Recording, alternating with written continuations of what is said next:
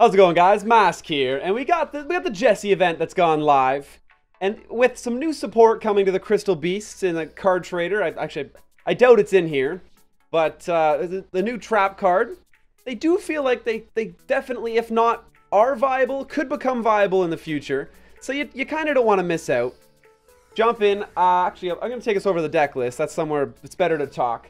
I'm going back to our roots here. Nice and easy. Very, very friendly all-around deck to farm. Cerberus, all right? We got Draw Sense Light. If you don't have Draw Sense Light, I mean, Mokuba gets it naturally as a level-up skill, so it's really easy to get your hands on it. You can use Yugi's version of it that draws a spellcaster out of your deck instead. Draw Sense Light is better because it activates on 1500 damage. And this is a pretty straightforward Cerberus deck, all right? 2 Cerberus is ideal just because one of them can get hit by Jessie's trap card. Doesn't happen very often. 3 feels overkill. The third one is most definitely dead. But two for sure. I haven't really play tested 3. I feel like 2 is the niche. Now, don't be overwhelmed by all the prismatic here. I've been collecting prismatics for a long time, trying to make an all prismatic deck to farm deck. I will get there. But for now, the only cards in this deck that actually matter are the Cerberus, Vassal. You're going to need 2 Union attacks. 3 Union attacks is really nice to have. You don't actually have to use all 3, and often 1 is going to be plenty.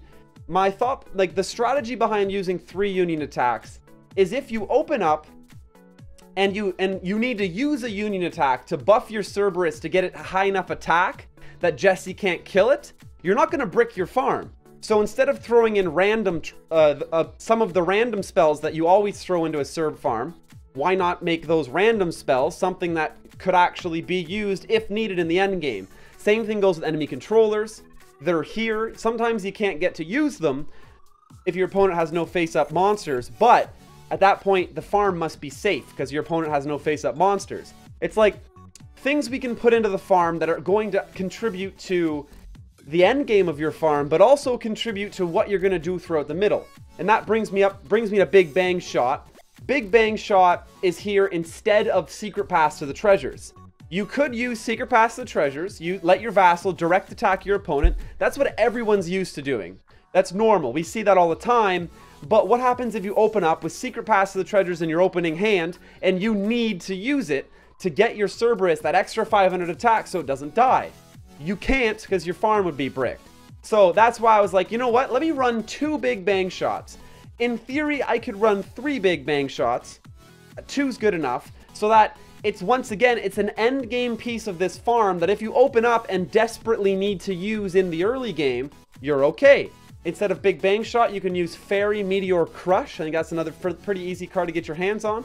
Otherwise, just run 1 copy of Secret Pass to the Treasures. And like these situations I'm trying to like narrow down the brick percentage they're still running in such a small percentage that, okay, maybe you'll lose 1 farm every 10 or 20 that you try. It's a gate duelist. Who cares? Just farm a couple more auto duels and get back in there. The rest of the majority of this is just garbage. This is in here because it's a prismatic. This is in here because it's prismatic. I mean, these are nice. They double up on spell counters on Cerb, but they could just be normal speller traps. Enemy controllers, put them in. They help prevent you losing. If something goes terribly wrong at the very beginning of the duel, you're stalling. Enemy controller, if you have it in your hand, it's set, you're safe. It's going to help protect you. Wonder Wand, any good equip cards that buff Cerb are great too. Now, one thing worth noting here is this farm is going to get you 7,100 points at the base. So you need 900 points from glossy or prismatic cards. The large majority of this deck is absolute random spell cards. Literally. Boom, don't need this, don't need this, don't need this, don't need this. Only really need 1 of these. This is useless. 1 of these is technically useless. The econs aren't actually necessary, but I would definitely suggest running them. But they're not necessary. Neither is this, neither is this, neither is this. Here, you know what? Even you almost don't need 2 Union attacks. You seriously could use 1. Boom, 1, 2, 3, 4, 5, 6, 7, 8, 9, 10, 11, 12, 13, 14 random cards can be put in this deck. Literally, go to filter for glossy, and go through your list of spells. Throw in Regekis, throw in anything, any spell card that can just be used for no reason at all. All those random cards that do 100 damage to your opponent, 400 damage to your opponent, heal you for 400 life points, red potions. You get them from the standard duelists. You guys totally have 900 points of glossy spell cards. I promise you. Unless you just started playing the game yesterday, in that case, you probably aren't worried about farming anyway, because you haven't really even figured out what that is yet. I'm looking at you in the chat. Where is it? I gotta scroll up and give this guy a huge shout out. Unless he's disappeared, which would be sad.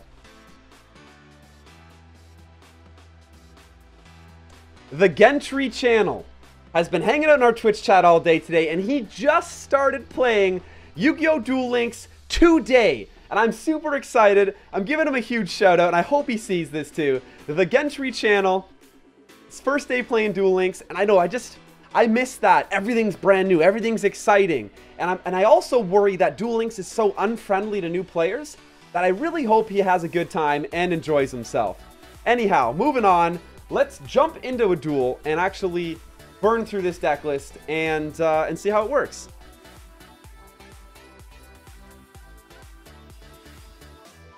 Alright guys, now the deck intro we just went through is definitely still applicable. Like I was saying, the deck's really versatile and you can change up almost all the cards in it. I've changed the deck list on the right side of the screen here. I took out a couple cards that kind of annoy me. Magical Blast asks you if you want to activate it in the graveyard every turn. That's super annoying. And I took out my Unicorn Horn because if it ever falls in the graveyard, it goes back on top of your deck, slowing your farm down. We threw in some Shard of Greeds to help speed things up. That's the brunt of the changes that we made. You could probably take out the Rod Equip card and put in another Blistering Winds if you have it. That's getting pretty picky, but like I said, the deck for the most part is totally do whatever you want with it because it's Serb. It's just 100% versatile. Enemy controller, go ahead and set that. That's like backup plan, worst case scenario. He gets like the super double summon off and you really feel like things are going to go south. Go ahead and use it. Otherwise, you're laughing. Grab your Serb and beef him up as big as you can. Crystal Conclave, hello. All right, let's see how this is going to play out now.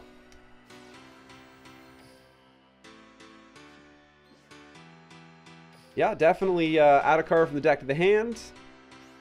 Shard of Greed, go for it. And Blistering Winds. I'm going to hold on to my enemy controller here, just in case I need it. There it is. Okay. Yep, we're definitely going to need it. Back to the hand. Opponent's turn. Now we have the enemy controller. Still all right. Oh, I shouldn't have popped that. This here was a misplay. I could have tanked that. Take that damage, we would have been fine. Get the Serb out. Spell Power Grasp will bring me up to 2400. And I'm actually going to set the Econ again. It was definitely a mistake playing the last. I should have just tanked this 1600. There's no reason not to. That would have given me an extra enemy controller to have to buff my Serb after it was bounced again for a second time. I would have saved the Blistering Winds for this turn exactly. I also didn't need to activate Blistering Winds early. The safe point of this farm is 3600 for a Cerberus. We just have to remember that. 3600 is safe. You just got to get yourself to the safe point and you're laughing. Spell Power Grasp again. This is, well, 34... we believe 3400 was safe before, but for some reason, it seems that we died at 3400 in testing a couple farms ago. So we know 3900 on your serve is absolutely safe, 100%. Conclave's already been done. This farm is smooth sailing from here. Nothing can be done to bounce. And you guys also just saw us fight through a very early Conclave. What's one of the worst case scenarios? We had to draw Serb with our draw skill. He hit us with Conclave on like what, turn 2? And we still survived. The enemy controller come in and helped us, but even that being said, we didn't have to activate the enemy controller there. In fact, I regretted activating it, so if it was something else, it would have been just as good. So it's pretty solid. Pretty solid farm. Really easy to get your hands on, and both new player and free-to-play friendly. Getting a more optimized version like you're seeing me use, that's a little bit different, but same time, it is what it is. Shard of Greed's going to pop off and draw me out here. That's fine. See if I get it. See, it doesn't matter. You only really need one Serb on the field as well in order to actually have your endgame work out. This is 2,400. But remember, we have to get this Serb to 3,900 to be totally safe. 3,600. I think it's this Tiger, right? Yeah, so it's this Tiger that gets to 2,800 and therefore can be 3,800 with a second crystal release. No, it's only 800 attack. Sorry, so 3,600. This Tiger can get to 28 and therefore 3,600. So you got to get your Serb to 3,900 to be 100% safe. We're at 29. Blistering Winds, sure. Blistering Winds will get me to sit me at in the 4,000s till next turn, and we're laughing.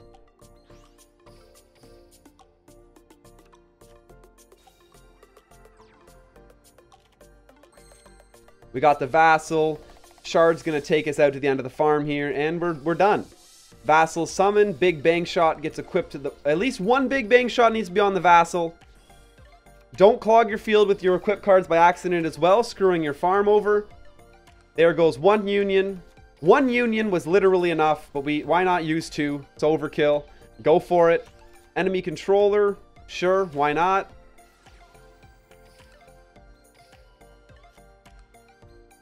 And Big Bang Shot to finish it off. Now, the only thing I'm up in the air about on this farm still is whether or not we should run 2 or 3 Union attacks. 2 Union attacks is probably good.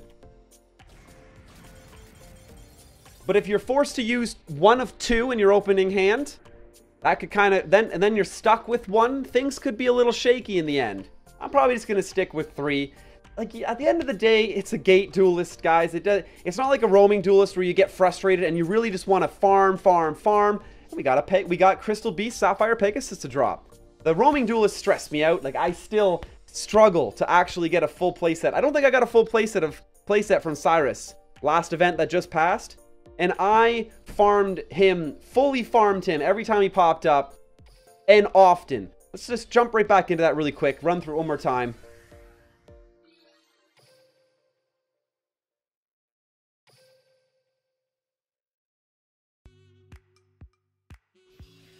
Pretty straightforward farm. I really just kind of want to play the beginning. I probably will set this farm up and just be like, okay, farm plays out, and then end it to save us some time.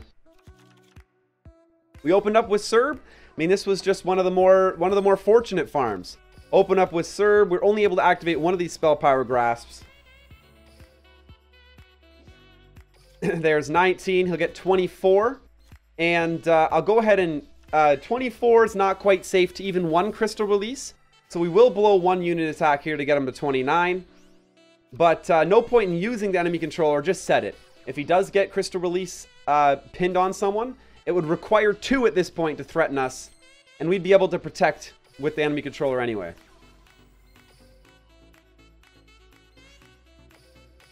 I still can't believe I don't have prismatic enemy controllers. I'm going to slowly start working on a collection of prismatic enemy controllers. 3,900 safe. I suggest actually, because your Serb's able to get bounced, once you get your Serb to 3,900, it is completely safe. Leave it at 3,900. Start stockpiling cards in your hand. So that last spell power grasp, I should have held on to. And the off chance that my Serb is bounced a couple turns from now, makes it easier to recover from getting your Serb bounced.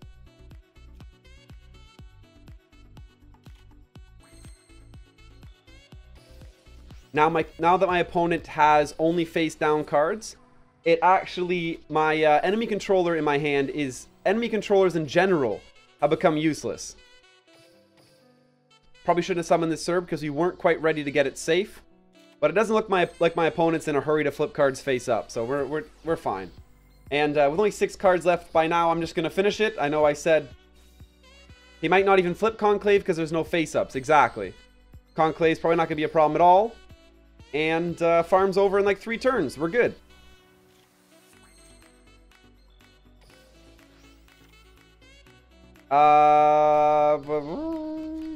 This can be used. Saving the unions. We only need 1 for the end game. Actually, I could just go ahead and use a union.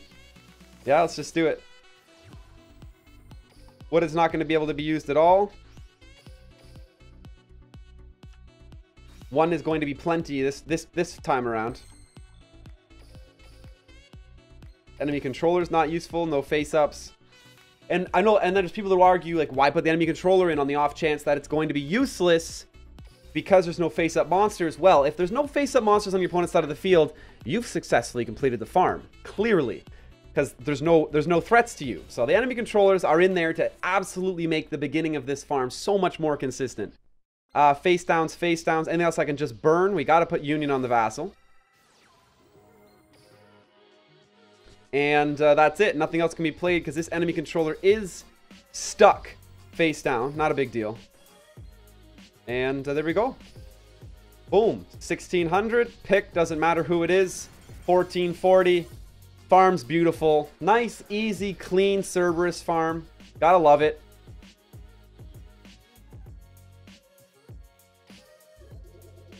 And we did not get anything here, but 8500, nice and safe in here. Prismatic Glossy. Like I said, you do require, this is 1400, so this would be 7100. Like I said last time, 7100 base. You need 900, Glossy or Prismatic, but it's a Cerberus deck. The easiest deck in the game just to shove full of so much Glossy and Prismatic. It's impossible to go wrong.